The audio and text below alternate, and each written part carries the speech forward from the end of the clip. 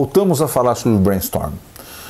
Nós já falamos do desdobramento 1, onde todo mundo fala, todo mundo e alguém anota o que todo mundo está falando, eventualmente é gravado. Então é uma exposição muito forte das pessoas que participam do brainstorm. O desdobramento 2, a gente utilizou os post-its. E os post-its já melhoram vamos dizer assim, a proteção da pessoa. Ela se sente menos exposta, as ideias começam a fluir de uma maneira mais adequada. E terminamos com uma sala toda pregada de post-its e a divergência sendo feita também de uma maneira adequada, com alguma proteção. O desdobramento 3 eu considero aquele que tem um menor processo de interferência. Ele é muito simples. Aquelas pessoas convidadas naquele ambiente adequado, depois de conhecer o problema, depois de discutirem entre eles um pouco para entender, para que o problema seja equalizado entre todos eles, etc., ao invés das pessoas ficarem dispostas na sala de uma maneira dispersa, elas deverão estar sentadas em mesas. Então, mesas para 5, 6 pessoas, dependendo do volume de pessoas, você pode pôr até um pouco mais, mas não muito mais do que 5, 6 pessoas, porque senão o processo vai ficar muito lento. Mesas com 5, 6 pessoas, e agora aquelas perguntas que nós nos referimos anteriormente, que até então era ela falada, ela era exposta para que todos ouvissem, agora você pegará uma folha de papel sulfite e vai imprimir a pergunta em cima, uma para cada participante. Então teremos lá 5 perguntas, 6 perguntas, quantas perguntas forem, você vai ter uma pergunta em cada papel. Pega a primeira pergunta e distribui a cada participante nas mesas. Cada participante vai ler e depois, na hora que você disser um momento do início do brainstorm, ele vai começar a responder a pergunta. Ele vai começar a escrever o que ele pode pensar, quais são as ideias que ele teria para a solução daquele problema proposto naquela pergunta. E ele vai externar essas ideias e começar a escrever. Acredite que em 5 a 7 minutos as pessoas já externaram boa parte daquilo que ele tem como ideia inicial para começar o processo. E quando passado esses 5, 7 minutos, você vai dar um apito lá, fazer um sinal qualquer, e o que ele vai fazer? Ele vai pegar esta folha de papel e passar para o colega dele da esquerda, e pegar a folha do colega da direita. E aí você vai iniciar o processo novamente. As pessoas deverão ler agora tudo o que o colega escreveu e complementar o que aquelas ideias do colega possam inspirar nele.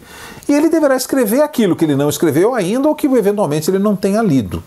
E ele vai fazer esse processo. E aí, depois de 3, 4 minutos, não precisa de muito mais que isso, você vai rodar novamente, vai rodar novamente. Então, todo mundo vai ler todas as respostas de todos, mas não necessariamente sabendo quem é que respondeu. Porque no primeiro momento eu sei que é do meu colega da direita, mas dali a quatro rodadas, 3, eu já não sei mais se essa é do 1, do A, do B ou do C. Então, a identidade acaba sendo preservada de uma maneira bastante clara. Se todo mundo usar uma caneta azul, etc., enfim, para minimizar a ideia de uma caneta preta, verde, vermelha, enfim, as pessoas começam as respostas começam a ter os seus donos protegidos. E as pessoas começam a enxergar também, a se libertar dentro do processo, porque alguém se expõe mais, o outro se expõe um pouco mais, o outro se expõe um pouco mais, e todo aquele conceito que a gente falou, dos valores, do medo de colocar alguma coisa fora do senso comum, de se sentir impedido de falar determinada coisa por conta da cultura da empresa, pode até se inverter. As pessoas começam agora a colocar aquilo que pensam de fato, independente da cultura da empresa ou do senso comum, enfim. As pessoas começam a responder de uma maneira mais adequada. Então, o que vai acontecer ao final, quando você terminar essa rodada, vai chegar uma hora que vai rodar muito rapidamente e você encerra, vai recolher os papéis e terá aquele pacote de perguntas. Você deverá avisar as pessoas que aquele pacote de perguntas das mesas serão todos misturados, porque a pergunta é a mesma para todas as mesas. Então você deve fazer isso para que todo mundo veja na primeira pergunta que se mistura, acabou, guarda. E fale e faça. Porque isso vai fazer com que a segunda, a terceira, a quarta, a quinta pergunta, as pessoas se sintam mais soltos ainda, porque ninguém vai estar perseguindo quem é que falou, não vai se vincular uma coisa a outra. Isso vai fazer com que a divergência seja muito mais adequada.